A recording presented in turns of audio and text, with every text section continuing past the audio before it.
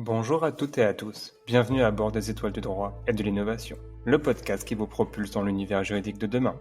Je suis Quentin Ramaget, juriste en droit des sociétés, LegalOps et fondateur de Legal Jedi. J'accompagne les directions juridiques et les cabinets d'avocats dans leurs projets de transformation. Je les aide à trouver l'équilibre dans la force, entre l'humain et la technologie. Je les aide à ne pas tomber du côté obscur du fameux « on a toujours fait comme ça ». Mais assez parlé de moi. Si vous êtes ici, c'est surtout que vous voulez entendre l'histoire de ces véritables aventuriers et visionnaires du droit. Ils nous viennent des quatre coins de la galaxie juridique. Ils sont juristes, avocats, notaires, éditeurs de LegalTech, entrepreneurs, mais surtout passionnés. Dans ce podcast, vous découvrirez des échanges captivants avec ces pionniers qui, comme nous, croient en un droit plus moderne, plus clair et surtout plus accessible.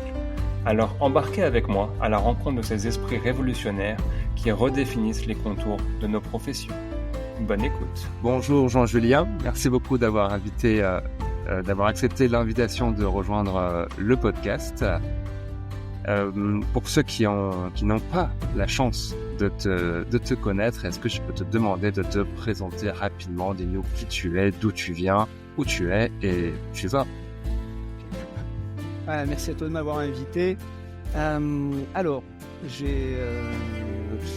si on reprend depuis à peu près le début, j'ai fait comme tout le monde, des études de droit. Alors avant, je devais faire des études de sport. Je suis parti en UFR STAPS. Et puis, petit accident sur le parcours parce que j'avais fait beaucoup de sport quand j'étais jeune. Et puis, je bifurque en droit en disant on verra bien, c'est peut-être pas mal. Je connaissais des gens qui en faisaient un peu, donc je prends quasiment pas en cours d'année, mais quelques semaines après le début des cours et puis finalement fil en aiguille on va avancer, le hasard des rencontres et puis je voulais moi travailler très vite en tant que juriste ou inspecteur du travail et puis une personne me dit non, on va tenter le concours d'avocat. Oui, je sais pas trop. Alors, on se fait toujours il y a un grand fantasme là-dessus en se disant que c'est inaccessible et puis c'est pas pour moi et puis etc. Et puis finalement ça l'a fait. Et très rapidement en fait mon stage je l'ai fait au sein du cabinet en 2004 je crois. Et puis à l'issue du stage, en cours de stage, on me demande ce que je veux faire après. Donc j'avais pu comprendre qu'il y avait une proposition derrière tout ça, donc je leur ai dit moi, si c'est pour travailler ici, avec grand plaisir. J'avais des paillettes dans les yeux, donc je lui dis que ce soit, alors moi je suis de Clermont, donc que ce soit à Clermont ou n'importe où ailleurs. Et donc en plus il y avait une place sur Clermont, donc là c'était top. Que demander de plus? J'ai commencé il y a 20 ans maintenant, en décembre 2004. Et donc pendant une dizaine d'années, je vais avoir une activité de conseil qui est notre cœur de métier, conseil en droit social, avec une clientèle assez diversifiée, différents secteurs d'activité, un peu de toute taille. Il peut y avoir vraiment des TPE, comme il y avait des groupes avec très structurés, et du judiciaire, parce que c'était accessoire, mais j'ai été assez préservé là-dessus. Finalement, c'était plus le judiciaire on va dire, de mes clients, en tout cas des contacts que j'avais, que je traitais. Puis un petit peu de formation. Voilà, ça en général, c'est le profil de l'avocat Barthélémy, c'est du conseil, du judiciaire et aussi un petit peu de formation. Et puis, on va dire, ça doit être à peu près 10 ans après, 10-11 ans après ça, on avait en interne ce qu'on appelle à l'époque un service technique, c'est-à-dire que c'est un service support qui permettait aux avocats d'avoir des modèles de notes, des trames d'accords, de tout ce qu'on voulait. Et la personne qui s'appelait Dominique Jourdan partait à la retraite. Donc on a recherché en interne qui pouvait s'en occuper, qui était intéressé pour reprendre le service technique. Moi-même, j'ai eu à ce moment-là un souci de santé qui a télescopé un peu ma trajectoire. Et du coup, comme j'avais une certaine appétence avec l'informatique, alors je le mets au sens large parce que pour les avocats, dès qu'on touche à un ordinateur et qu'on sait faire 2-3 bricoles, on est un pro en informatique. On est un geek. Voilà, on est un geek et on se dit, comme ça touche à l'informatique ou à l'environnement informatique, de mettre des dossiers, de classer, j'avais le profil et qui était plutôt pas mal. pas mal sans doute par rapport aux autres, on va dire.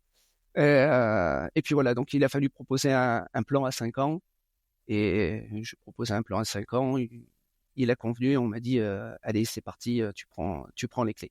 Donc voilà, et j'ai commencé au sein du ce qu'on appelle aujourd'hui, on l'a reformaté le nom.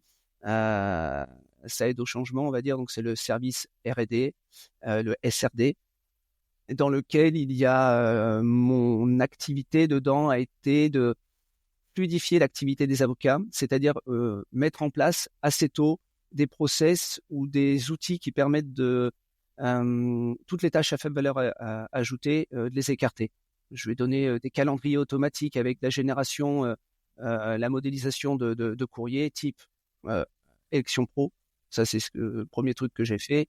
Les élections professionnelles, pour tous ceux qui en ont fait, c'est à chaque fois plein d'étapes, plein de délais, avec les documents associés qui vont bien, comment les rédiger, entre les invitations des OS, l'information du personnel, le PAP, etc., etc. Donc, j'ai développé ce calendrier. Alors, pas tout seul, hein, j'ai un partenaire, on a un partenaire informatique qui m'a bien entendu accompagner sur l'aspect technique. Mais il a fallu imaginer ça. Et du coup, avant, les avocats faisaient des copier-coller d'un dossier, hop, ils changeaient ensuite le nom, les dates, les il, les L, les E, enfin. Donc, et Avec du coup, le risque qui est quand même le nom de on va, l'ancien client qui se cache quelque part ou une date qui soit celle de l'ancien ou de ancien dossier. Oui, assurément. on sait très bien que le copier-coller, oui, c'est plus rapide que de repartir de zéro, mais c'est pas de l'automatisation au sens. Non, et ça fait tâche, hein, quand même, ça fait tâche. Donc, du coup, quand cet outil est sorti, bah, c'était très bien accueilli.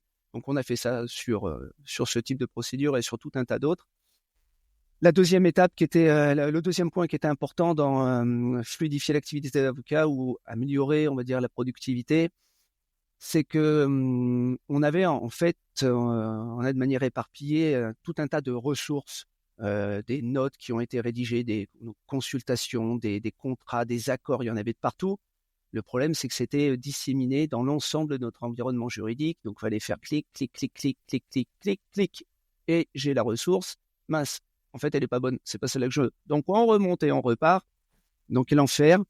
Et donc, il a fallu mettre en place une gestion des savoirs, si je le dis en français, et de créer une sorte de plateforme où mon objectif, c'était, je voulais qu'en 4 clics au plus, l'avocat trouve la ressource qui lui est utile. Et donc, j'ai créé une plateforme avec des entrées, qu'il cherche une note, un modèle, un texte, des avis de notre conseil scientifique, puisqu'on a aussi dans les services support le conseil scientifique ou des départements qui sont composés donc d'avocats et pour le conseil scientifique même d'universitaires qui réfléchissent et qui en fait un patrimoine immatériel immense, très précieux. Mais encore une fois, si les ressources ne sont pas bien mises en avant ou pas Accessible et accessibles, exploitable. et ben en fait, on n'en fait rien. Donc, on a une mine d'or qui dort et qui est jamais vue. Donc, il fallait trouver un outil, une manière de structurer l'ensemble de ces éléments pour permettre une gestion efficace et qu'elle soit pleinement exploitable par tout le monde. Et aujourd'hui, donc j'ai monté cette plateforme qui s'appelle le RDT, l'espace de ressources documentaires techniques. J'aime bien les acronymes, mais c'est un peu, je pense qu'on peut faire plus sexy. Et voilà, et aujourd'hui, c'est un outil qui fonctionne super bien, et effectivement, l'objectif du moins de 4 clics est rempli. Donc, je suis content. Maintenant, ce qu'il faut faire, c'est faire vivre cette base, l'alimenter, la mettre à jour, et on a encore plein de défis.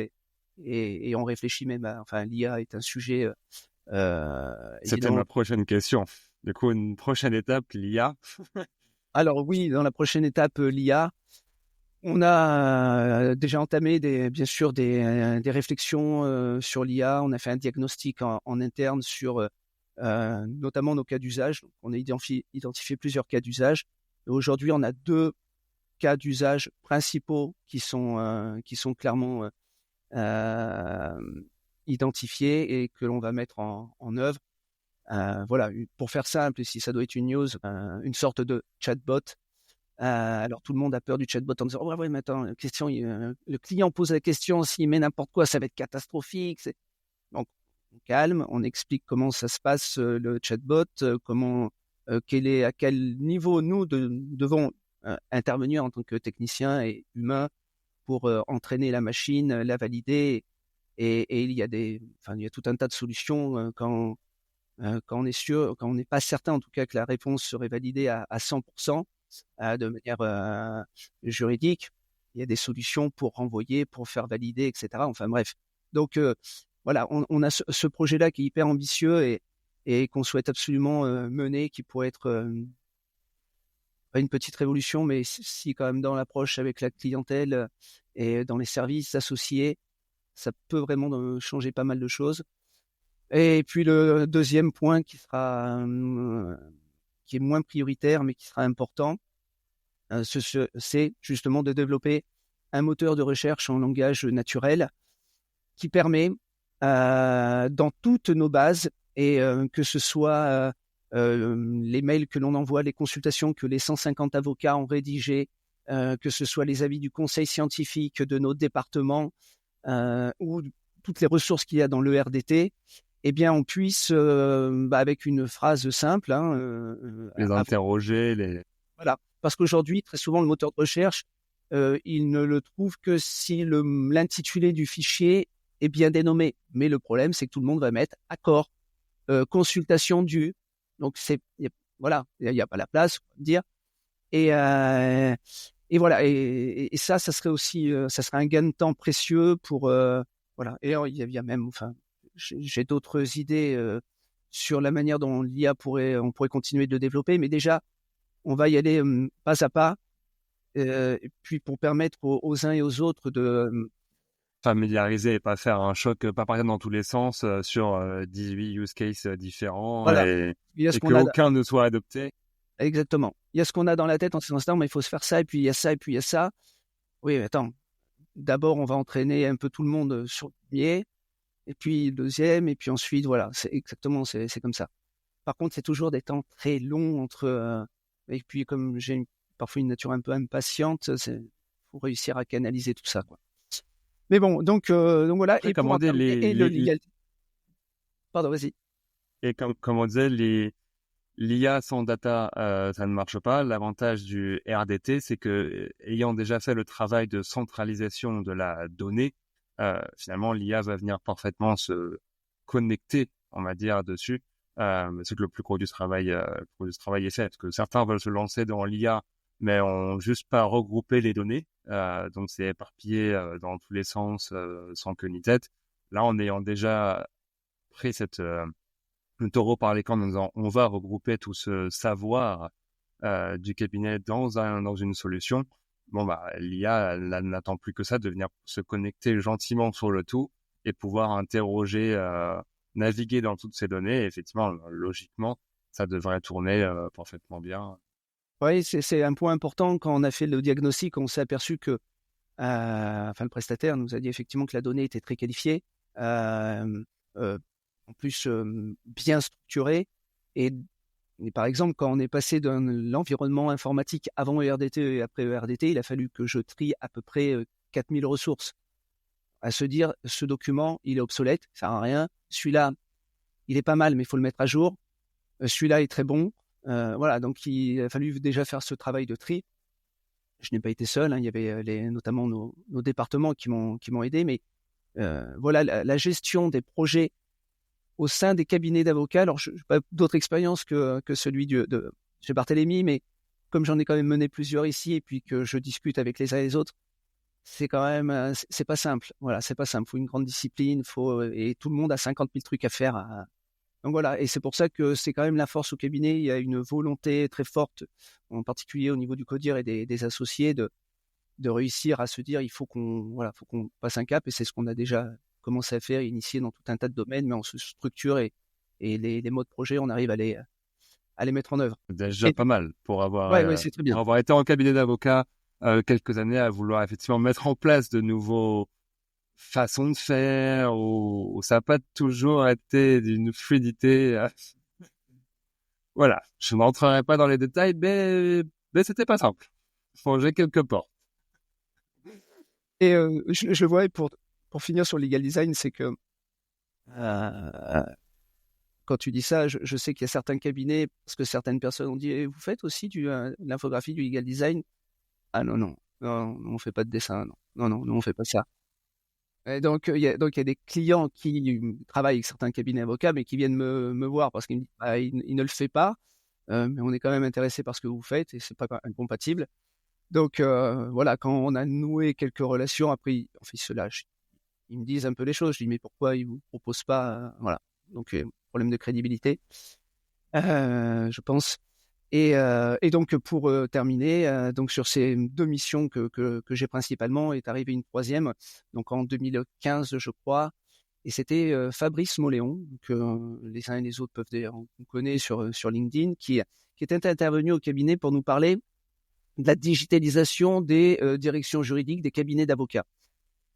Et en fait, donc rien à voir avec le schmilblick. Néanmoins, à la fin de son intervention, bah, comme à la fin de la journée, il dit: «Est-ce que vous avez des questions?» et cetera. Et puis moi, en fait, j'avais été surpris par son support d'animation, et je m'étais dit: «Il nous a tenu toute la journée à nous parler donc de la digitalisation dans les grandes lignes, et le support qu'il a utilisé n'était pas une redite de ce qu'il était en train de nous raconter».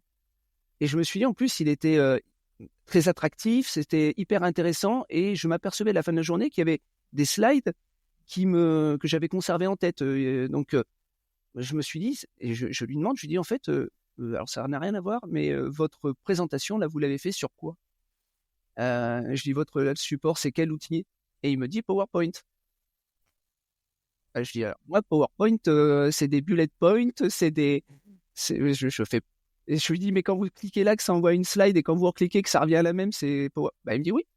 Je lui dis: «Merde, là, il y a un truc que j'ai On pas». n'a pas tous le même usage de PowerPoint. Ouais, je suis nul, nul, nul. Et je lui dis: «Mais en fait, pourquoi je vous demande ça?» Et là, je lui dis: «Si on faisait des formations avec un peu ce style d'animation, ce serait quand même vachement mieux», parce que en droit, que ce soit à la fac ou ailleurs, on a tous vécu au moins une fois les 263 slides de la formation. Il est midi, on regarde, on est à 83e slide. Ouais, ça va être long. Rempli de texte, exactement le même texte que la personne est en train de dire à l'oral.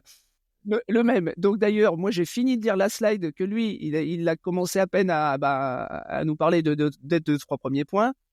Et puis et aussi, il y aura bon, alors ça je vous l'ai déjà dit, ça aussi, bon alors ça on peut passer parce que ça, bon ça on l'a vu. Donc en fait c'est pas construit, il y a des boucles pédagogiques, c'est pas bon.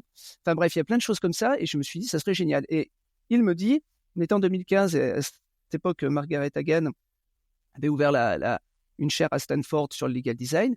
Il me dit, alors je pourrais pas en rentrer dans le détail, mais il y a une tendance qui en ce moment, enfin, qui s'appelle le legal design, qui est donc une représentation un peu visuelle quoi du droit. Je lui dis: «Ouais, c'est vachement bien». Bon, je fais pas attention, et puis je lui dis: «OK». Et en fait, dès que je suis rentré, le lundi qui a suivi, bah, j'ai demandé à avoir un deuxième écran. Donc j'avais un écran à l'époque, j'en avais un deuxième, et en fait, je me suis mis YouTube d'un côté, PowerPoint, et en fait, j'ai essayé de me dire: «Alors attends, par exemple sur tel sujet, dans ma tête, je sais comment je veux le représenter. Par contre, j'arrive pas à le faire sur PowerPoint, je sais pas comment». Et donc, bah, j'ai commencé à regarder comment faire ci, comment faire ça, et tac, tac, tac, tac, tac. Et puis voilà. Et j'ai commencé avec les élections professionnelles, parce que je crois qu'il y avait, c'était le thème, oui, sur les élections pro. Et j'ai montré à mes associés au mois de décembre, ça devait être, en disant, bah, je vais vous montrer, il y avait la manière de former, ou en tout cas de communiquer sur le droit avant, et puis il y aura après. Donc je leur disais, avant on avait ça, et aujourd'hui on peut avoir ça.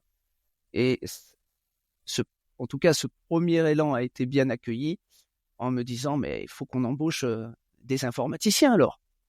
Mais j'ai dit: «Non, pas du tout, du tout, du tout. Non, non, non, c'est pas des C'est moi qui l'ai fait avec YouTube, un peu d'entraînement, un peu d'une bonne dose de curiosité et un peu d'aventure. Voilà, c'est ça, et puis des connaissances juridiques pour structurer, avoir un fil conducteur, etc.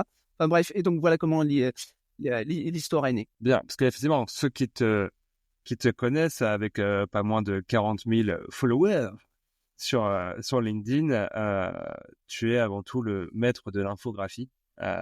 Tes infographies circulent partout sur LinkedIn, sont reconnues et applaudies.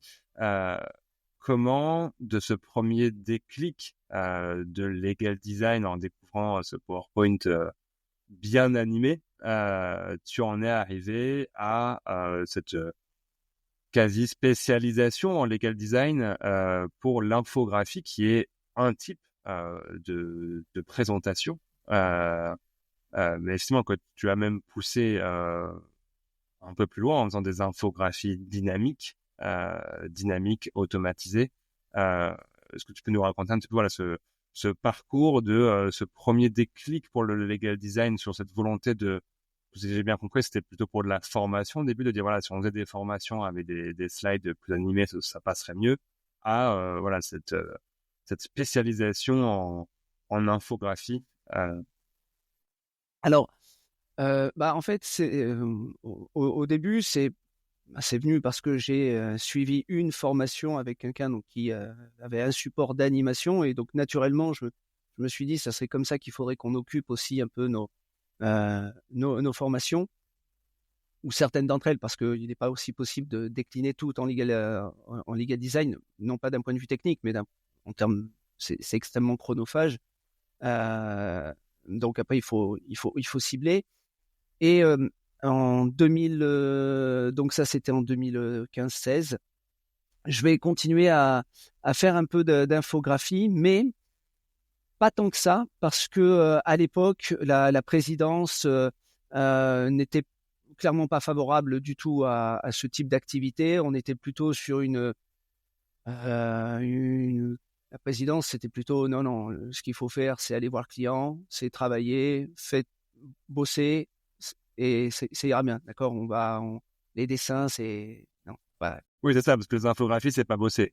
Non, non. On fait tous des dessins. Moi, j'en fais. Bon, donc t'es pas payé à faire du dessin. Non. Non, d'accord. Du conseil ou du contentieux ou de la formation, mais surtout des notes techniques à l'époque. Fallait que je fasse des notes techniques et des modèles et des notes techniques. Pourquoi pas. Donc bon.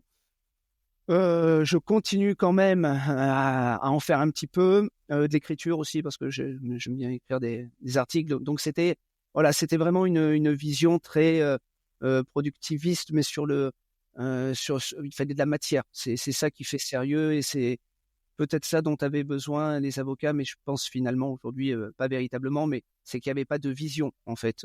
À l'époque, il n'y avait pas du tout de vision. C'était on continue sur ce qu'on sait faire sans regarder ce qu'on devrait faire ou ce qu'on pourrait faire.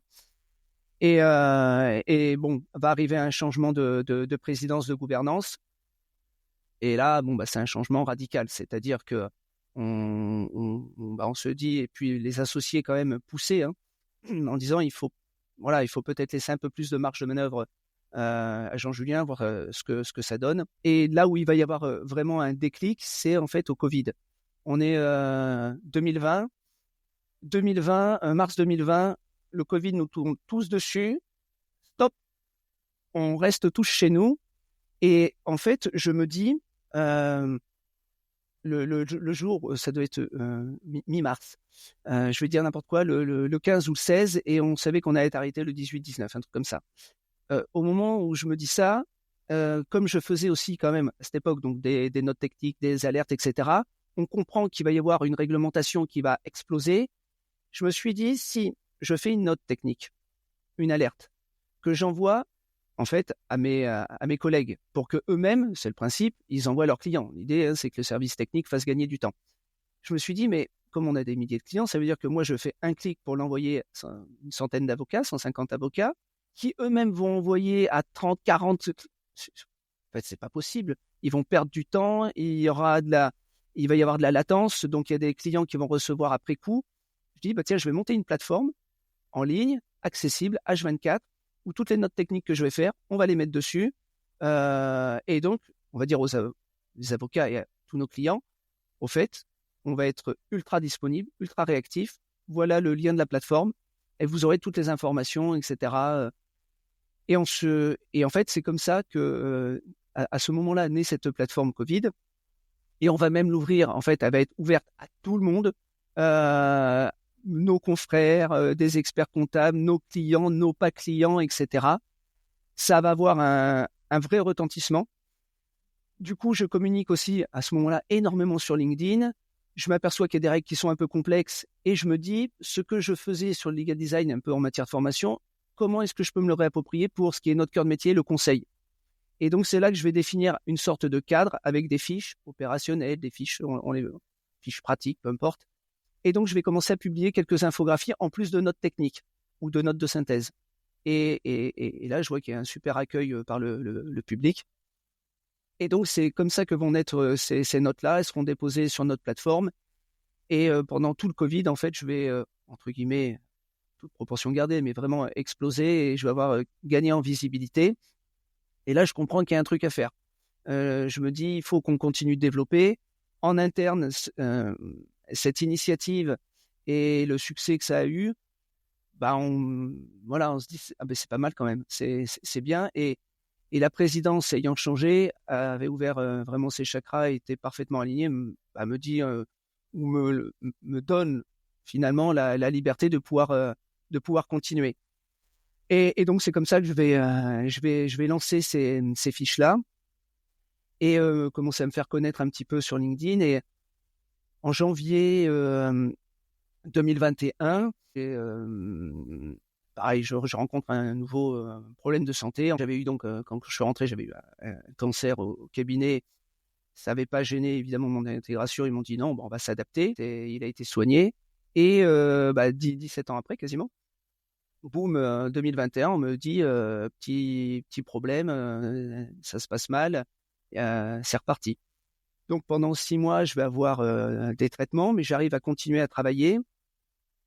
On arrête les traitements parce que ça devient trop difficile. Le corps le supporte pas, donc on se dit on arrête, on va voir si ça a été suffisant. Bon là, je commence à me poser un peu des questions. Je n'arrive pas en fait à travailler comme je voudrais, c'est-à-dire je voulais davantage structurer ce que j'étais en train de faire, et là je sens que je fais un peu d'infographie sans savoir sur quelle thématique exactement. J'aide un peu, je continue à faire des notes en interne, à structurer notre savoir et l'accessibilité des ressources. Mais je suis un peu perturbé. Et au mois de décembre 2021, on me dit ça va pas du tout, ça repart en vrille. Donc là, en janvier 2022, on me pose un autre diagnostic. Et donc j'en parle bien sûr au cabinet. Et là au cabinet, on me dit Jean-Julien, tu peux pas être dedans et dehors. Il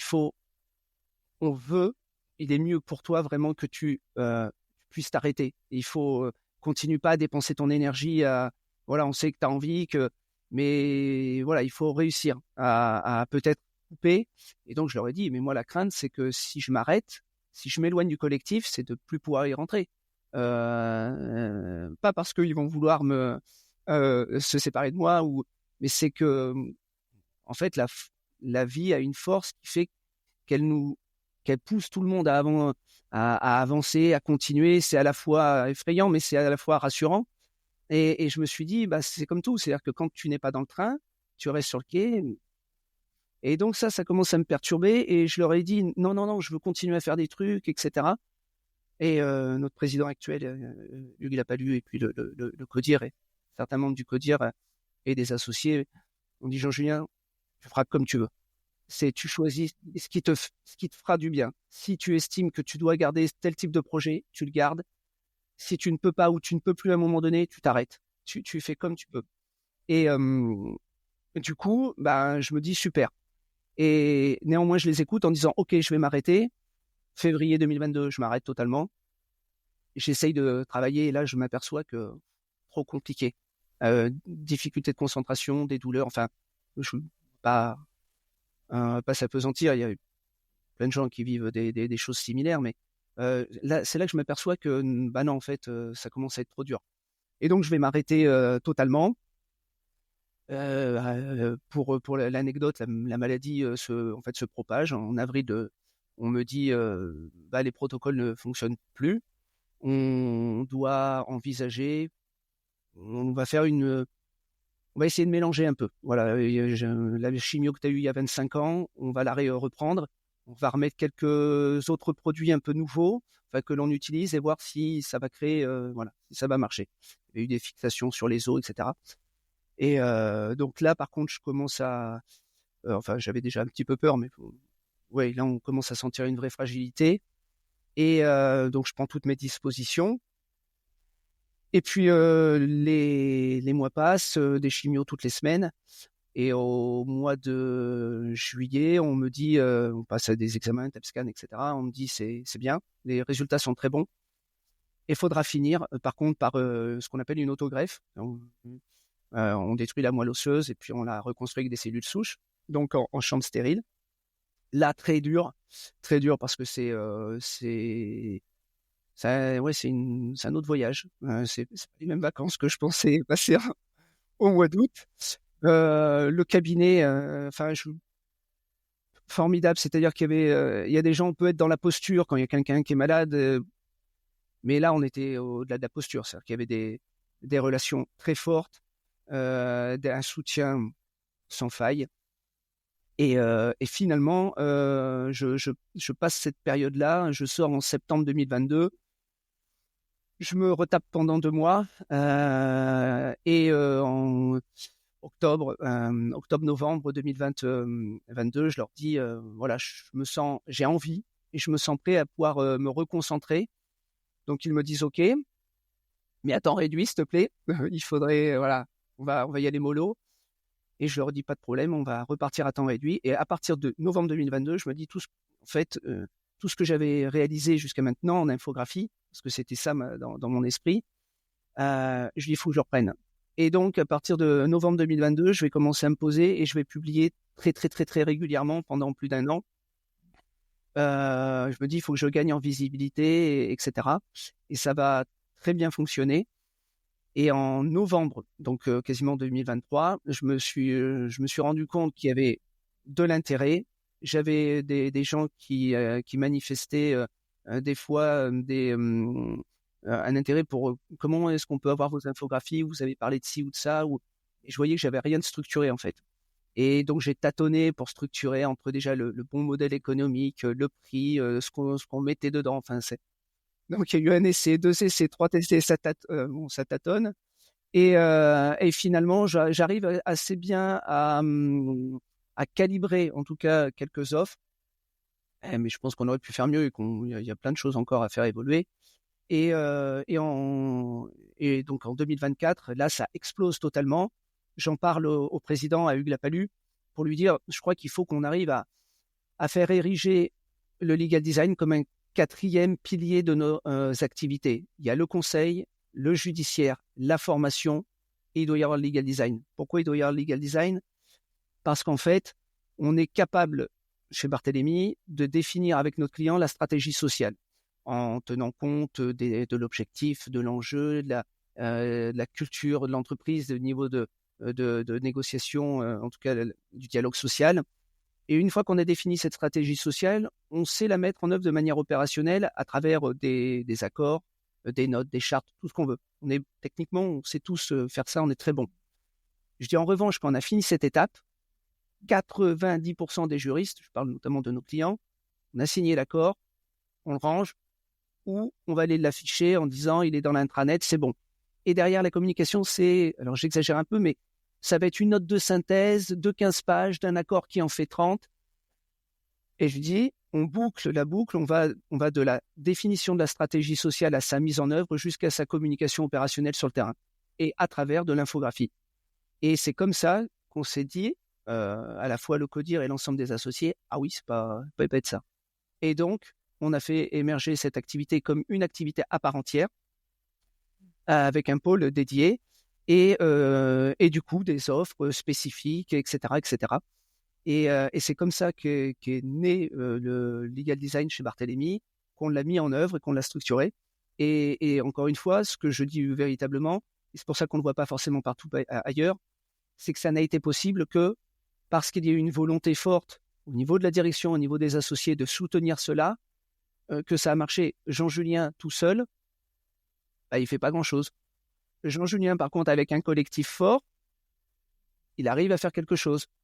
Voilà. C'est C'est vraiment ça. Bah, tu auras quand même permis d'ouvrir la voie et en publiant aussi de ton côté, hein, sur LinkedIn notamment à titre, c'est le profil de Jean-Julien, même si on voit que tu es avocat chez Barthélémy, c'est toi qui t'es un peu frotté au marché et au public, hein. On sait très bien les réseaux sociaux, c'est aussi ça passe ou ça casse. Ce qu'on fait, c'est soit ça prend et ça peut avoir des effets très très bons.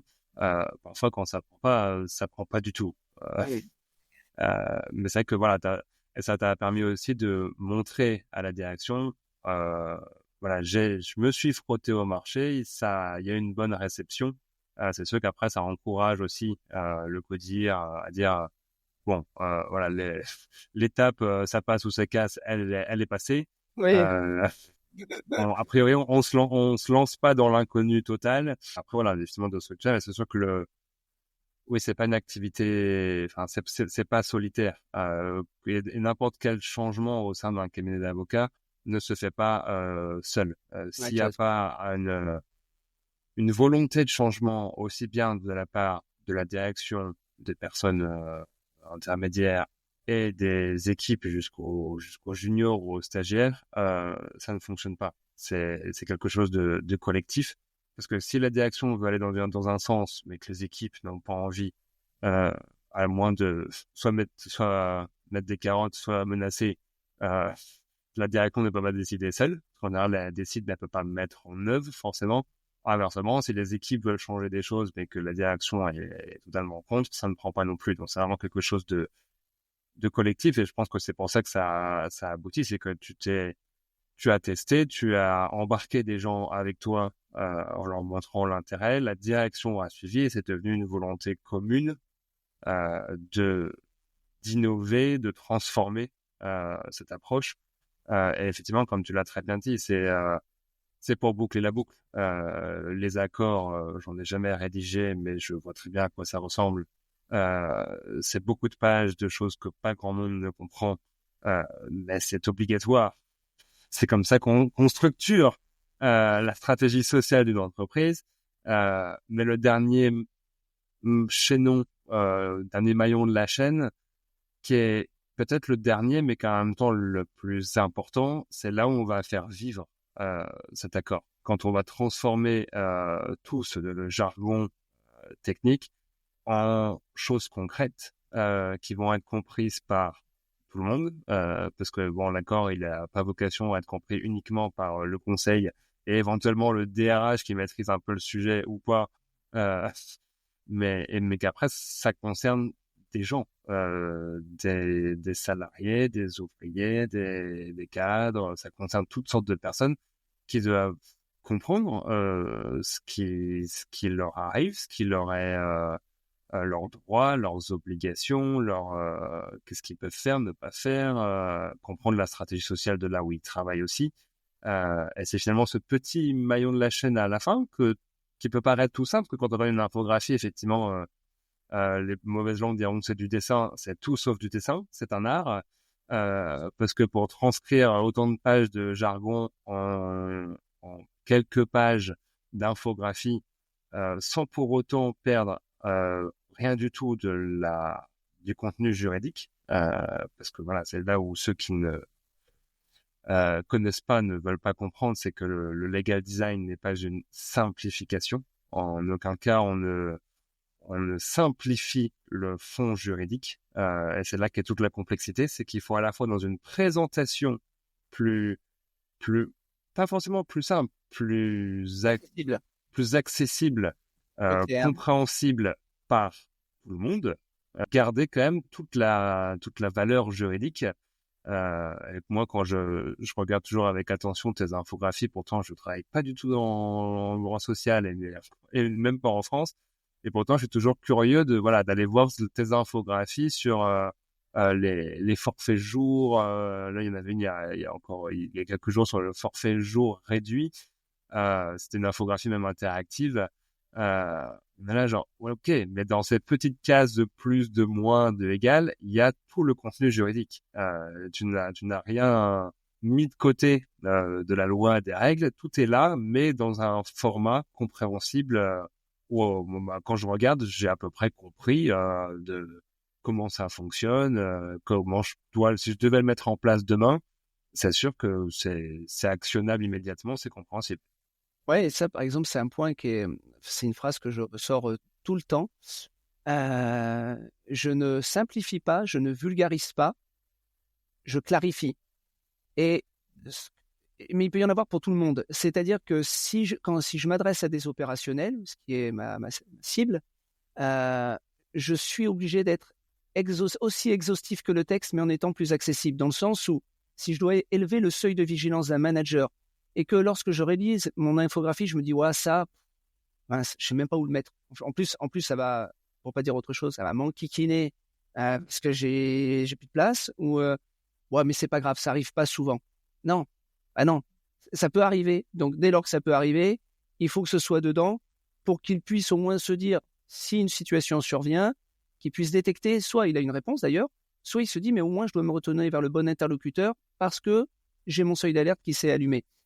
En revanche, si je m'adressais par exemple à des étudiants, ce qui est d'ailleurs un projet, peut-être que je pourrais vulgariser, simplifier, parce que tous les détails opérationnels, on s'adresse, c'est d'ailleurs la base du legal design quand on parle de l'empathie, c'est on se met à la place de l'utilisateur, et donc qu'est-ce qu'il attend comme type d'information, vrai ou supposé, dans ce que je m'en fais, comme perception de son activité ou de ce dont il a besoin. Bien si c'était vers des étudiants, oui, peut-être que je pourrais parler de vulgarisation, de simplification, mais dès lors que je parle à des professionnels, pour moi, c'est pas possible. Je suis obligé de parler de clarification. Et dans la méthode utilisée, j'ai là un cas là, qui parle parfaitement. J'ai un client qui m'appelle le 20 décembre, il signe un accord. Une personne de son équipe m'appelle qui me dit Monsieur X vous suit sur LinkedIn et il aime vraiment bien vos infographies et on a réalisé un accord sur le télétravail l'hybridation. On voudrait que vous nous les décliniez en infographie. Voilà, il faut qu'on communique. Je dis OK, très bien. Comment ça se passe? Bon, je lui dis vous m'envoyez l'accord, je l'analyse et puis derrière moi ça me permet de déterminer un nombre d'infographies et après je vous fais une proposition chiffrée là-dessus. OK, par contre on est un petit peu short sur un truc. Dites-moi. La deadline, vous pouvez nous faire ça pour quand? Je dis tout de suite, je peux pas vous répondre. Il faut que je sache si votre accord a besoin de 2 infographies, ça pourrait être assez vite. S'il y a besoin de 10 ou de 15 ou de 20, ça sera forcément un peu plus long. Vous voyez, je peux pas. Ah, parce que alors nous, on vous le dit, on a quand même une contrainte. Il faudrait que ce soit le 6 janvier. Ah, je lui dis non. Non, c'est pas possible. Alors c'est une très grosse structure. Enfin, dans le sens, c'est pas qu'il y a de gros ou de petits clients, c'est que je sais que potentiellement derrière, il peut aussi y avoir d'autres projet. Et c'est vrai qu'on se dit, ah mince. Et à la fois, je suis dégoûté de dire non, mais je sais que si je dis oui, je vais en payer les frais. 2, ça sera jamais fait en temps et en heure. Ça va pas être bon. Il va être déçu. Il va avoir une mauvaise expérience et il dira lui, c'est fini en fait. Donc, je lui dis non. La personne me rappelle 2 heures après. Puis Monsieur X voudrait vous avoir au téléphone pour vous expliquer quand même les grandes lignes de l'accord, ça vous permettrait peut-être de gagner. Je lui dis non, ça me fera pas gagner du temps. Et donc je lui dis parce que c'est pas ma méthode de travail. En fait, je travaille pas. Ou alors ça me fait gagner du temps. Je dis fait combien d'ailleurs votre accord? Combien de pages? Ça donne toujours une petite idée, même si 37. Oh là, moi je dis allez oubliez, impossible. Et je dis ou alors condensez-moi en 2-3 feuilles, pages votre accord et là j'ai en fait, le périmètre, le volume d'informations à traiter, s'il est réduit, voilà. Mais moi, je ne veux pas avoir à faire le tri dans les 37 pages de ce qui est utile, pas utile. Moi, je décline l'accord intégralement. Sauf si vous me dites c'est que la moitié. Mais je prends toutes les informations qui sont à l'intérieur. Et bon, très bien. Raccroche, me rappelle en disant non, il voudrait vraiment vous voir. Et là, je me dis, il faut arrêter de faire sa diva, dire oui, mais non. C'est quand même directeur général. Oui, je vais le recevoir, bien entendu. Vous êtes dispo le 24 ? Oui, oui, le 24 au matin, bien entendu. Avant les. Non, mais je dis bien entendu. En plus, je travaillais, donc oui, bien entendu. Et en fait, dans tout le week-end, je vais travailler l'accord. Je passe à peu près 2 heures sur l'accord, sur le comprendre, son articulation, etc. Et quand je l'ai eu au téléphone, on on en discute, il est très clair. En plus, enfin, pour le coup, il y a des personnes des fois qui sont un peu compliquées, mais là, grande classe, intelligent, il prend le temps, il se dit je suis désolé, merci de votre disponibilité déjà. Enfin, c'est pas tout le monde qui le fait. Déjà, ça met en posture en se disant ok, top. Et donc, il me dit voilà ce dont j'aurais besoin. Il m'explique il voudrait 2 books à destination d'un coup des managers, un coup de collaborateurs. D'accord, très bien. Et puis, il me dit moi, je le vois, il faudrait le découper. En fait, il y a des grandes parties, c'est ça, ça, ça. Et je lui dis alors, je pense pas du tout. Les grandes parties, c'est pas ça. Et je lui explique pourquoi. Parce que je lui dis dans votre accord, très souvent, les gens ils vont dire bah, c'est simple, vous prenez la partie 1, vous la déclinez, vous prenez la partie 2, vous la déclinez, la 3, la 4. Je dis non, parce que dans la partie 1, vous avez l'article 2.3 qui est complété par une mention que vous avez mis dans le 5.6. Regardez le dernier paragraphe. Vous voyez, il parle de la même chose et ça complète en fait le 2.3. Donc, ça serait pas cohérent d'avoir il faut l'ensemble des informations utiles sur un même sujet au même endroit. Pas des renvois à gauche à avoir à tourner. Et ça, je lui fais sur tout l'accord. Et là, il voit que j'ai travaillé. Je dis en fait, pour ça que je vous explique dans le legal design, le design, c'est l'aspect fonctionnel. C'est pas savoir si c'est beau ou pas beau, mes infographies. Si elles sont plus belles après, c'est tant mieux. Mais dans la structuration de l'information, il faut que ce soit opérationnel. Et je dis, c'est pour ça qu'en fait, il y a un gros travail où c'est comme un puzzle. J'éclate toutes les pièces de l'accord et ensuite, je les remets dans l'ordre. Et intuitivement, vous allez dire, ben non, mais pourtant, on a une logique juridique, le champ d'application, salariés concernés, les conditions, oui, mais en fait, non. Et on peut avoir des redondances dans les rédactions parce que l'avocat ou le juriste aime bien appuyer un point et puis rappuyer 2-3 fois pour se dire que c'est peut-être pas bien dit. Si tu l'as pas bien dit, redis-le bien une fois, quoi. Il n'y a pas besoin de le dire 3 fois. Alors, à la fois, je sais aussi que dans le dialogue social, il y a des partenaires sociaux et qui, des fois, vont dire non, mais attendez, nous, on veut absolument que vous mettiez ça. Voilà. Donc, mais en fait, je lui dis quand vous faites du legal design et quand on fait de l'infographie, il faut prendre toutes les informations utiles, celles qui se répètent, il faut trouver l'endroit où on les dit une fois et qu'il n'y a pas besoin de le répéter. Et en fait, je lui dis dans ma méthode, pour faire simple, je stabilo-boss. Et à la fin, l'accord, il n'y a pas un endroit où il n'y a pas de stabilo-boss. S'il n'y a pas de stabilo-boss, je l'explique pourquoi j'ai pas repris ça. Et après, on en discute en disant ouais, ok, j'ai compris pourquoi vous l'avez pas repris, c'est pertinent ou pas pertinent. Mais c'est pour dire que c'est exhaustif, c'est pas de la simplification, c'est pas de la vulgarisation. Et du coup, il me dit ok, top, ça me va comme ça. Deadline. Je dis deadline, je suis désolé pour le 6, je peux pas, je pars en vacances. Moi, les vacances, c'est off. J'arrête avec c'est pas possible. Pas de dessin pour les vacances. Je sais travailler fort, vite, je suis capable de tout. Mais voilà, aujourd'hui, je mets des limites, sinon c'est infini. Et je lui explique en plus, par ailleurs, il y a ça et ça. Et je lui dis, moi, ce que je vous propose, ce sera 31 janvier. Vous aurez tout et je vous envoie par étapes des lots où on travaille avec vos équipes, etc. Et ce qui permet un travail itératif. Et à ce que j'ai compris, on corrige, on avance. 31 janvier, vous avez tout est ficelé et nickel. Il m'a dit, ok, on y va comme ça. Top. Et projet, top. Super bien réalisé. Tout le monde, content, nous contents, eux contents, on a les 2 books. Et ça a été un plaisir à le faire. Donc voilà, c'est pour ça que dans la méthode, il y a vraiment le dessin, bien sûr, c'est le jet final, hein, mais il y a un gros travail avant d'analyse de l'accord. Et bien souvent, même, il m'arrive aussi, quand je travaille sur les accords, où j'attire les attentions en disant, à mon avis, il y a un problème là-dessus, sur tel point. Je dis néanmoins, c'est peut-être une position volontaire que vous avez vue avec votre conseil, parce que, encore une fois, je travaille aussi avec beaucoup d'ailleurs, même la très grande majorité des clients avec qui j'ai fait des infographies ne sont pas au cabinet. Et je leur dis, mais c'est peut-être une position que vous avez prise avec votre conseil sur ça, et auquel cas, pas de problème. Par contre, si c'est pas ça, je dis juste attention, même si j'ai ma casquette pas conseil, j'ai ma casquette legal design, mais c'est difficile de passer à côté des fois des trucs énormes, voilà, sans attirer l'attention. Oui, tu vas pas reprendre l'accord tel quel s'il y a des choses qui te semblent surprenantes. Mieux vaut poser la question que... Oui, et puis je veux pas faire trop c'est facile d'arriver, de faire un peu le cake en disant ah ça va pas, ça va pas, ça va pas, ça va pas. Et attends, je ne sais, alors peut-être qu'ils l'ont pas vu. Moi-même, je suis sûr que dans mes années de consultation, il y a des trucs qui sont passés à travers. Et puis surtout, encore une fois, ça peut être aussi, il m'est arrivé plein de fois de dire on a 3 options, 1, 2, 3, et puis on évalue le risque. Et ensuite, on décide de prendre telle option plutôt que telle autre. On sait qu'on n'est pas nickel, mais bon. Et donc voilà, c'est peut-être la même chose. Donc on va faire un petit peu preuve d'humilité là-dessus. Mais quand je dis ça, le client se rend compte finalement que bah oui, l'infographie, on est un peu.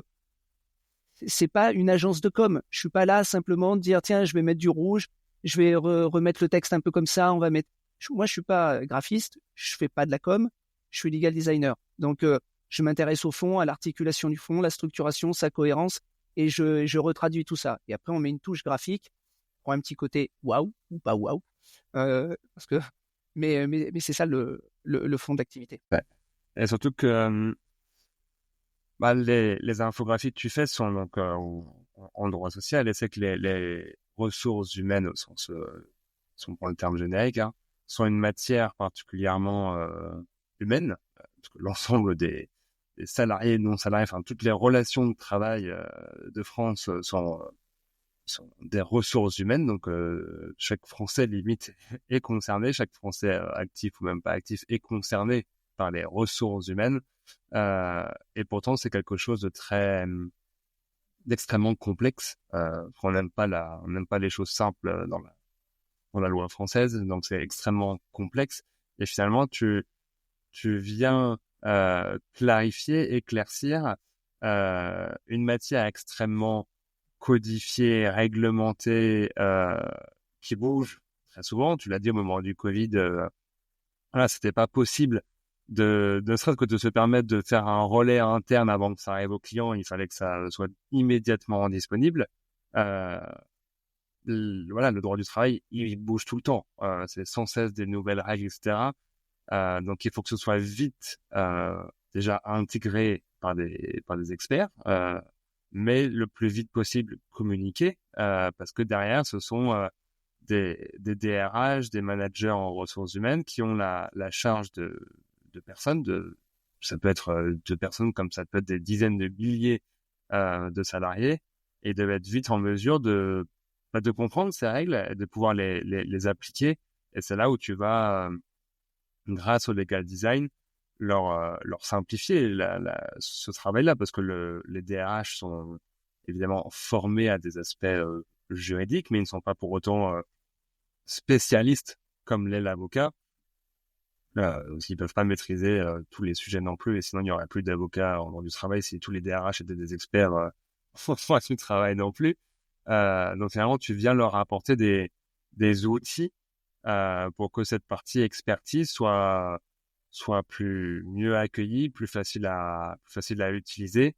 Et eux aussi, ça leur permet de se mettre dans une posture plus agréable, si je puis dire, avec les salariés, parce qu'avoir un DRH qui va réutiliser un jargon technique, etc., et dire aux salariés, bah voilà l'accord, vous avez qu'à le lire, à le comprendre.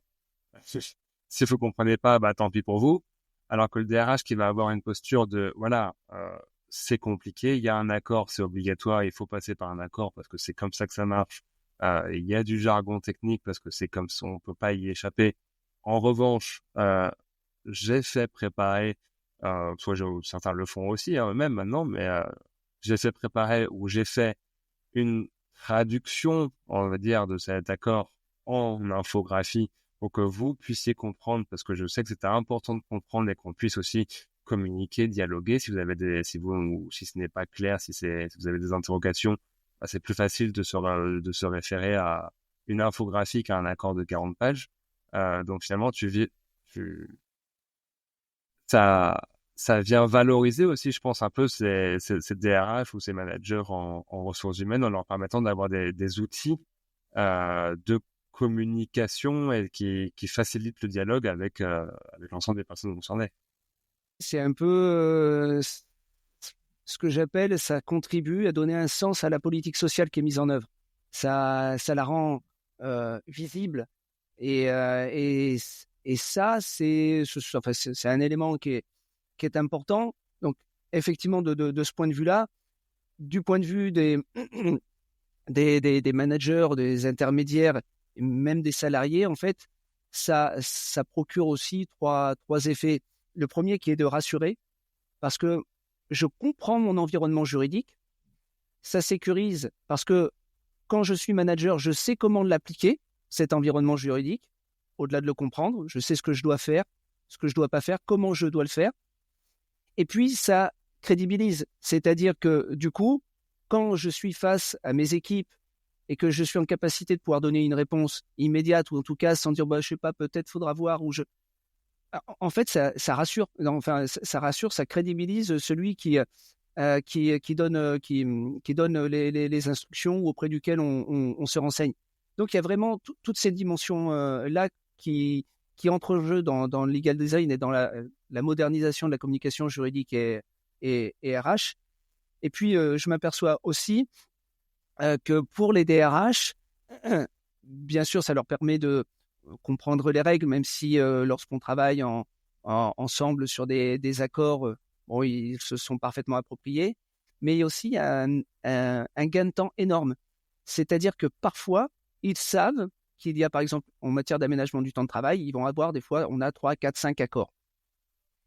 Et ils se disent, attends, c'est dans quel accord si, je crois que c'est dans l'accord machin. Donc, ils vont chercher l'accord, ils ouvrent, alors attends, article, non, tac, tac, c'est pas là. Mince, non, j'ai dû le passer, attends, fais voir, je remonte un peu les articles avant. Non, mince, c'est pas là. Ah non, c'est l'autre accord, attends. Et hop, on me ressort l'autre accord et en fait, c'est des millefeuilles, il y en a de partout. Et quand vous avez quand même une infographie, et quand on fait par exemple des books avec des sommaires, je m'attache toujours, lorsque j'évoque un thème, je mets à chaque fois les références des accords, ou en tout cas les sources qui permettent.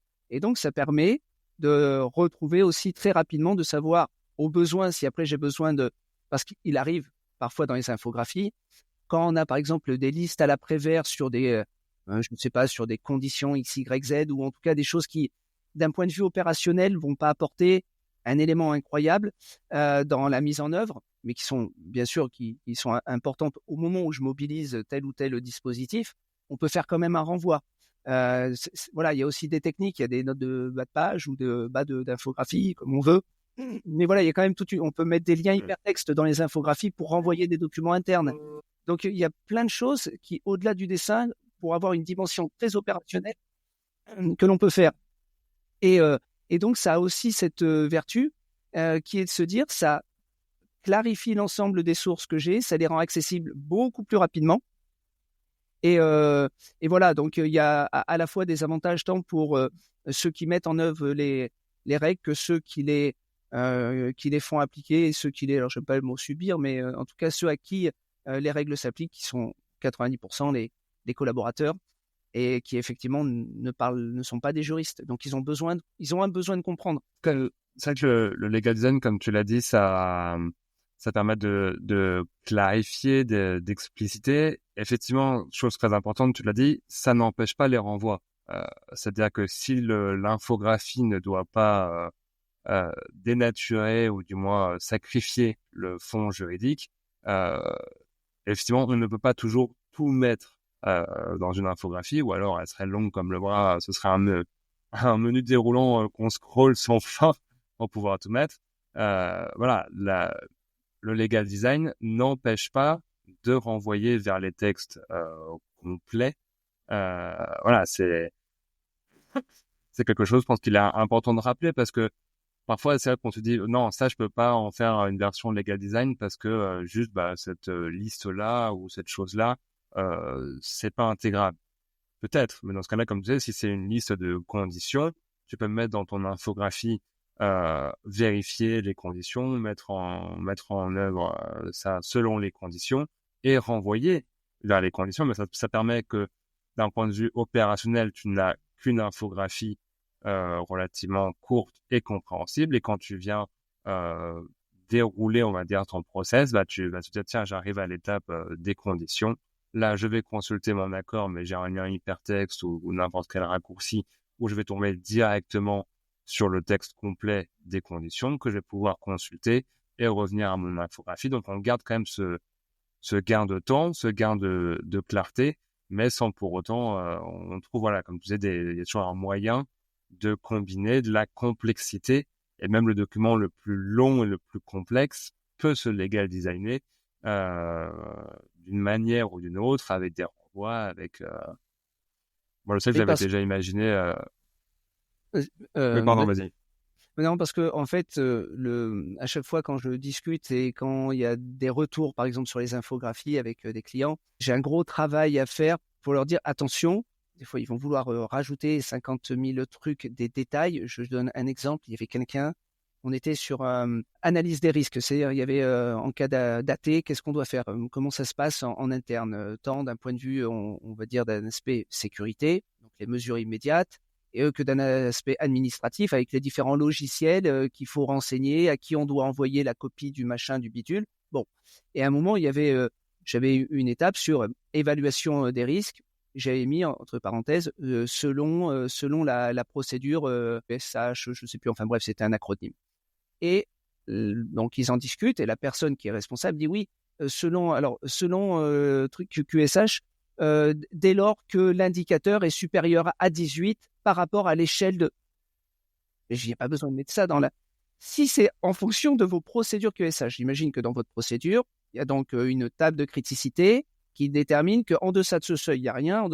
Et donc, mais vous l'expliquez dans ce document. Et il n'est pas utile à ce moment-là et à ce niveau de l'infographie de le préciser. Enfin, ça n'apportera rien d'utile parce que la personne n'en fera pas plus. Il va être obligé de toute façon de passer par votre rapport. Et donc, dans votre rapport, il regardera la méthodologie de mise en œuvre et votre grille de criticité. Donc voilà, il y a toujours quand on est face à des juristes, donc, alors parce que c'est une gymnastique aussi particulière, ou rajouter des mots qui ne servent à rien. Quand je dis ça à rien, on a une thématique sur une infographie qui est enfin je vais vous dire n'importe quoi, forfait jour. Donc je vais dire le nombre de jours acquis selon les différentes typologies. Je vais mettre 18. Je vais mettre des chiffres en fait, en gros, où des fois je travaille sur la police. Il me dit oui, mais rajoutez 18 jours, jours. Mais je lui dis mais pourquoi vous voulez qu'on rajoute jours? C'est enfin la thématique, et en plus je pose à chaque fois les questions. Combien de jours vais-je bénéficier ou dois-je travailler dans mon forfait? Et je lui dis ça alourdit, ça apporte rien. Et là on veut juste un impact visuel. Je lui dis est-ce que sans le jour il peut y avoir une ambiguïté? Non, mais c'est mieux quand même avec. Je lui dis non, c'est pas. Ah oui, quand même. Hein. Après, je lui dis on va le faire comme vous voulez. Moi je vous explique et je vous donne mon point de vue. Pas de sujet. On va faire ce qu'il y a à faire. Et voilà, il y a ce gros travail à faire sur la mise en œuvre de la méthode. Finalement, peut-être qu'un jour, tu auras dans tes petites cases d'infographie 18 jours ouvrés, s'entendant comme étant les jours de travail prestés par le salarié. Mais au cas où, Voilà. C'est juste au cas où parce que on sait jamais. Toute ambiguïté. Pour remettre toute ambiguïté. Et pour un petit peu conclure tout ce sujet passionnant, qu'est-ce que tu donnerais comme conseil pour ceux qui sont aussi bien dans le domaine droit social, ressources humaines comme les autres domaines du droit, hein.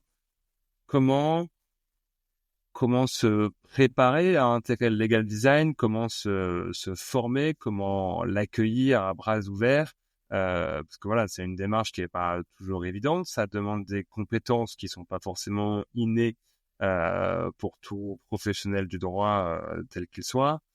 Il y a des compétences, même si on va dire, le beau n'est que la cerise sur le gâteau, il y a quand même une certaine gymnastique graphique à avoir. Moi, je sais que j'adore le legal design. La partie qui pêche, c'est pas tant la compréhension, je peux très bien visualiser dans ma tête une infographie design quand il va s'agir de le traduire avec comme je l'imagine, avec des formes ou des flèches ou des timelines, des choses comme ça. Là, la catastrophe, le côté graphique n'existe pas dans ma tête. Il est absent.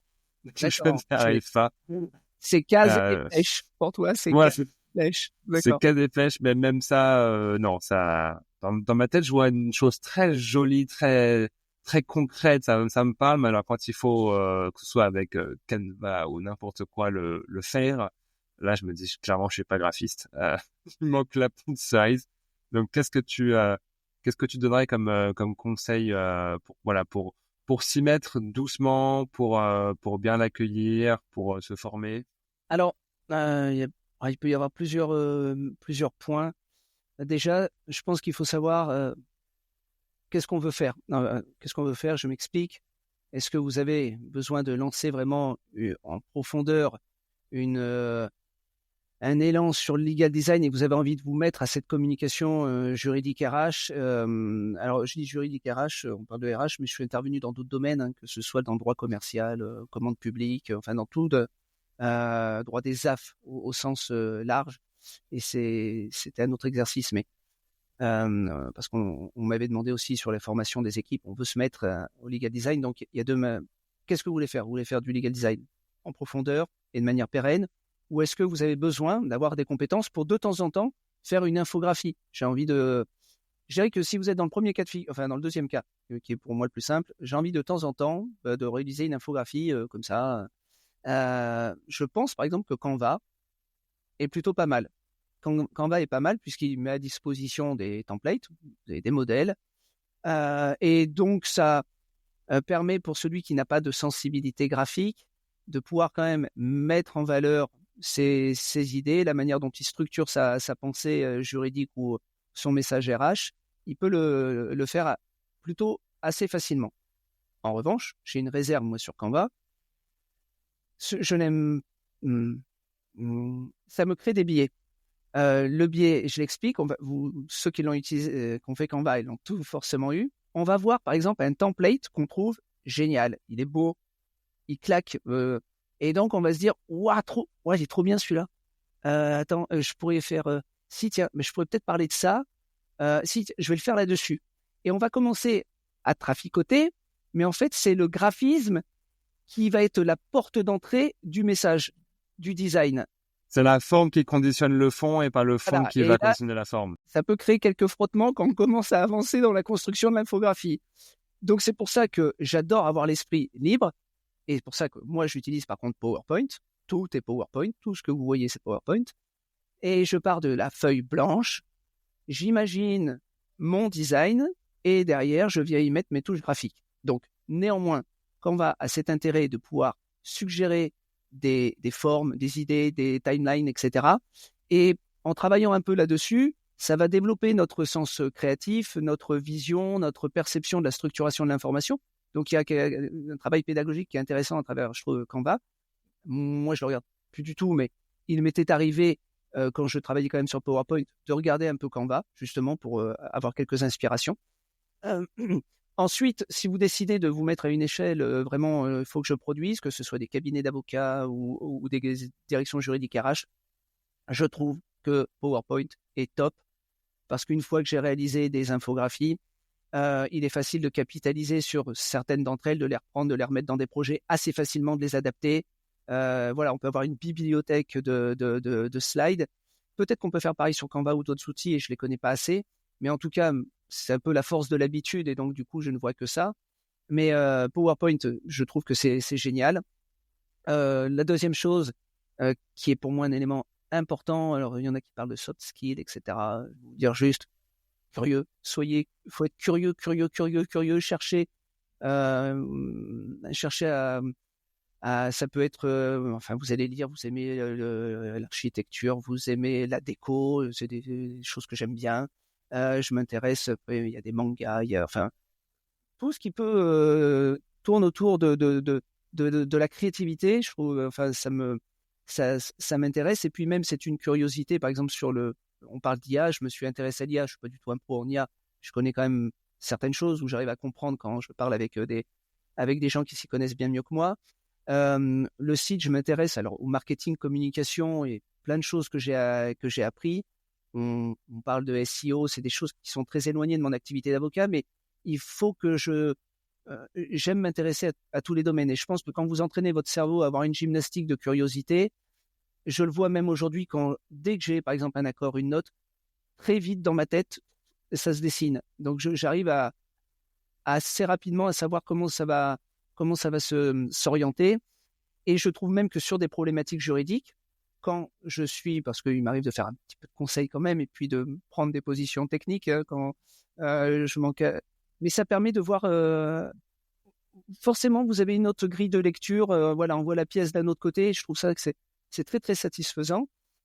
Donc, travailler votre curiosité, parce que c'est quelque chose qui se travaille aussi. Et enfin, pour vraiment mettre en œuvre du legal design, il y a les 2 derniers points. Il faut une volonté forte, bien sûr que ce soit de la direction, des équipes qui vont décider, mais si c'est pas perçu comme un élément de valeur et structurant, vous serez perçu comme celui qui va faire un peu de dessin de temps en temps. Mais attends, et là l'urgence c'est pas ça. Non, ben oui, tu devais faire cet après-midi, tu vas faire non, cet après-midi tu vas te mettre sur ce dossier parce que c'est ça l'urgent. Donc, si on ne l'intègre pas dans une organisation, ça ne marchera pas. Il y aura toujours autre chose de plus important par rapport au cœur d'activité qu'il faudra faire. Et c'est en ça que le cabinet a vraiment une force, et qui a été de se dire, on va à fond là-dedans, pas à moitié. On a une équipe dédiée. Donc, alors dans mon équipe, j'en ai pas parlé, mais puis elle est assez discrète. Il y a Sarah Vernet qui travaille avec moi, qui est absolument exceptionnelle. J'en parle à la fin parce que je garde toujours le meilleur pour la fin.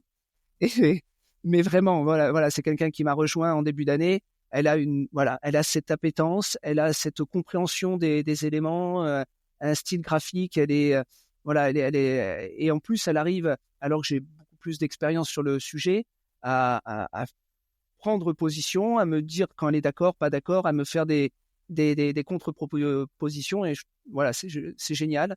Donc ça aussi, c'est bien. Et donc, une fois que tout ça s'est aligné, qu'on a même la direction qui est OK, il n'y a qu'un truc à faire. C'est comme dans toute activité humaine, la constance, la régularité. Vous faites du sport, c'est pas une fois, c'est régulièrement, chaque semaine.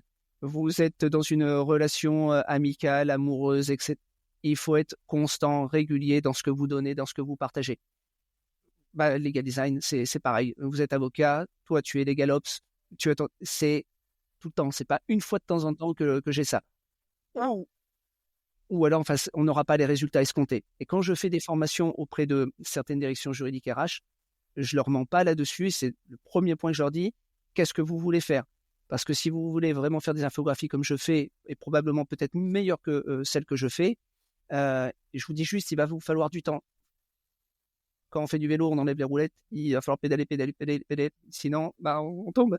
Et je dis, si vous n'avez pas ça, vous allez payer une formation. Je pense, je l'espère, je vais faire tout je vais tout mettre en œuvre pour que vous soyez content de cette formation. Mais quand on va se revoir dans 6 mois, que je ferai un point avec vous, parce que je fais toujours des points, vous allez me dire, ah ouais, alors là, si, on avait un projet, là, on l'a mis un peu en stand-by, mais on avait commencé, Bref, voilà. Oui, et puis du coup, en créant à nouveau un risque juridique, c'est que si une direction des ressources humaines commence à faire des infographies sur tel et tel sujet, qu'il y a des évolutions de réglementation, etc., et ne met pas à jour les infographies, que celles-ci sont accessibles à tout le monde pour être bien comprises, mais que ce qui est bien compris, heureusement, n'est juste plus à jour, on a créé un nouveau risque qui n'existait peut-être pas avant, où on ne disait rien. On renvoyait à la limite les gens vers la loi. Alors que là, si on commence à bien communiquer, mais juste qu'on ne se met pas à jour, après voilà, ça a l'avantage, comme le legal design, je pense, d'être de mieux en mieux perçu et accueilli par tous les non-juridiques aussi, ou non-juristes, enfin, tous ceux qui ne font pas de droit, parce que enfin ils comprennent, ils peuvent comprendre plus facilement tout cette complexité et ce jargon. Donc, on ne peut qu'espérer un bel avenir pour le legal design, mais effectivement à condition de le maintenir. Oui, et il faut que ce soit bien accueilli, j'irai, et surtout par les directions juridiques, les directions RH. On parle des avocats, parce que c'est une autre manière d'exercer notre activité. Nous sommes tous des juristes, peu importe le titre, on est tous des juristes. C'est une autre manière d'exercer l'activité, et on a quand même été dans notre tête structuré entre toutes nos études. Grand 1, A, B, grand 2, A, B, réflexion, thèse, synthèse, antithèse, solution. Et aujourd'hui, quand on réalise des choses qui s'éloignent de la matière, on a des éléments graphiques, il faut qu'il y ait cette acceptation par tous les professionnels, mais c'est une tendance, hein, on voit que ça s'ouvre. Et je pense que ça dépend vraiment de la qualité. Quand on voit que les infographies sont claires, accessibles, très précises, exhaustives, euh, on donne une autre perception de cette activité-là. Et voilà, il faut que ça vienne d'en haut, il faut que tout le monde soit convaincu et tout le monde sera gagnant. Après, je pense que pour certains, il y a encore une crainte. Moi, je le vois au Luxembourg notamment. Je vois sur LinkedIn quand il y a eu récemment des projets de loi sur c'était le harcèlement moral. Il y a eu enfin différentes choses qui concernent du coup tous les salariés. Tous les grands cabinets de la place luxembourgeoise ont fait une newsletter sur le sujet, évidemment. C'était du copier-coller de résumés juridiques. Au mieux, on avait des bullet points, quelques titres et sous-titres en gras, mais on sent encore une frilosité à y aller, comme si voilà, ça reste encore du dessin. Certains craignent aussi, parce que voilà, le métier d'avocat est un métier qui est réglementé, on engage sa responsabilité, de rassurer aussi les avocats, de dire non, justement, si on intègre bien que le legal design n'est pas une simplification, mais une clarification, la responsabilité de l'avocat, elle est aussi elle est la même, que ce soit produit sous forme d'infographie ou que ce soit produit sous forme d'un accord de 40 pages. La présentation est différente, mais après, ça reste la même chose. Il n'y a pas plus de risque ou moins de risque. C'est juste une façon différente de travailler. Donc, je trouve qu'il y a un travail d'acculturation à faire. En tout cas, moi, je parle à jeu luxembourgeois. Non, mais je partage Mais voilà, totalement. c'est un marché qui va s'ouvrir, je pense. J'aurai le plaisir d'animer, moi, une formation en avril, je crois, ou en mai sur le langage clair et de legal design Ah, au Luxembourg. ok. En espérant, voilà, faire rassurer, ouvrir un petit peu les esprits et la curiosité, parce que je pense que c'est la compétence première. Je ne sais pas combien de posts LinkedIn j'ai fait sur la curiosité, je ne les compte même plus, mais c'est parce qu'elle est bonne en soi, mais comme tu l'as dit, c'est une compétence aussi qui indirectement entraîne d'autres choses. C'est une gymnastique intellectuelle, et tu l'as dit, même sur les dossiers techniques, cette curiosité, bah voilà, ça fait que ça mouline différemment dans ta tête. T'as des réflexes, voilà, tu vas aller voir à droite, à gauche, plus facilement que celui qui n'est pas curieux. Et comme tu l'as dit, malheureusement, nos études de droit font que on mange du droit pendant 3, 5, 10 ans. Ça fait pas jusqu'où on va, mais surtout de la théorie, peu de pratique. Clairement pas de legal design. L'empathie ou même le client, c'est pas un sujet qui fait beaucoup partie des études de droit. On est là pour manger du droit, alors sorte de matières diverses et variées. Mais voilà, c'est pas des études où on nous rend curieux. Et j'ai beaucoup aimé au début quand tu disais, j'ai commencé avec un écran avec PowerPoint et YouTube, et l'autre côté mes dossiers. C'est vraiment la curiosité, elle est là. On trouve de tout. Enfin, grâce à Internet, grâce à Google, maintenant grâce à l'IA, on peut tout trouver. On peut plus ou moins tout apprendre aussi. Il faut la volonté, il faut la curiosité. Moi, je sais qu'à chaque fois que j'ai le moindre problème informatique ou que j'ai envie de faire un truc, un tuto, enfin, recherche Google ou maintenant recherche ChatGPT, mais on va chercher, on trouve des tutos, on trouve des explications, soit des blogs, soit n'importe quoi. Donc, on peut tout trouver. Il faut juste avoir envie, se dire que là, la réponse est quelque part et aller mettre les mains dans le cambouis et chercher. Et après, ça crée, plus ça va, plus on va vite. Plus on va vite, plus on sait faire soi-même, plus on trouve aussi vite les réponses aux questions. Donc voilà, c'est une compétence qui va en générer d'autres indirectement. Pour donner, je ne veux pas allonger inutilement le podcast, mais hyper intéressant, c'est que quand tu évoques sur la curiosité, je donne un exemple sur les infographies animées. En fait, lorsqu'on parle de forfait jour, c'est la question souvent, un salarié rentre en cours d'année, combien de jours il doit travailler, combien de jours non travaillés de JNT bénéficie-t-il d'ici la fin de l'exercice. Donc, il y a il y a des modalités de calcul. Et avant, j'avais mis à disposition des avocats une calculette sur Excel, tac, tac, tac, tac, tac. Ils rentrent l'accord, la date, et tout se calcule automatiquement. Enfin, le nombre de jours prévus dans l'accord, la date d'entrée, et tout se calcule. Et je m'étais dit, moi, ce que j'aimerais, je trouve, enfin, c'est artisanal, on peut pas envoyer ça, je peux pas partager ça, LinkedIn, aucun intérêt. C'est dégueulasse. Donc, je me suis dit, il faudrait que j'arrive à faire une infographie, belle, sympa, avec des points de vigilance, etc. Mais j'aimerais que cette infographie on puisse rentrer quelque chose, enfin, qu'on puisse écrire dessus, n'importe qui puisse dire, chez nous, c'est 218 jours, non, chez nous, il a 210 jours. Etc. Et le salarié rentre au mois de mars, au mois d'avril 2025, et qu'il y ait 2 cases, nombre de jours à travailler, nombre de JNT, point. Je veux 4 cases, et puis, mais sous forme d'infographie.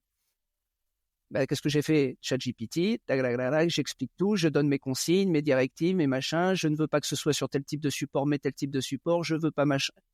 Bref, et à la fin, il m'a donné une solution. J'ai dit, je ne savais pas que on pouvait faire ça. Donc, j'y vais, clac, clac, clac, clac. Et aujourd'hui, j'ai des infographies PDF interactives, modifiables à l'infini. C'est propre, c'est clair, c'est clean. Et voilà. Et donc, je me suis dit, mais attends, ça ouvre la porte sur plein de trucs, ça. Et voilà. Donc, c'est pour ça, la curiosité aujourd'hui, tous les outils dont on dispose, si on arrive un peu à s'en servir, ça fait une différence, quoi. Ça, voilà. Surtout que tu es passé d'un Excel qui est quand même l'outil qui fait friser plus d'un juriste ou d'un avocat, Oui. à PDF qui est un peu l'outil pour le coup un peu de la sécurité. On associe ça à la sécurité, c'est le truc qui est pas modifiable. Bon, toi tu l'as rendu interactif, mais quand on reçoit un PDF, on se dit voilà, c'est un truc qui est fixe, qui est figé, je peux pas toucher, c'est pas un Word. Donc finalement, t'es passé de l'anti-outil à l'outil. En cherchant et en trouvant une solution tout à fait adaptée. J'ai juste verrouillé le JavaScript, voilà, que je mets dedans. Voilà, donc voilà. Plutôt que c'est sécurisé là-dessus. Mais oui, tu as raison. Voilà, c'est vrai qu'il y a cet aspect sécurisé. Je peux rien modifier. Mince, je peux quand même toucher à ces cases. Donc c'est bien. C'est très sympa, quoi. Super.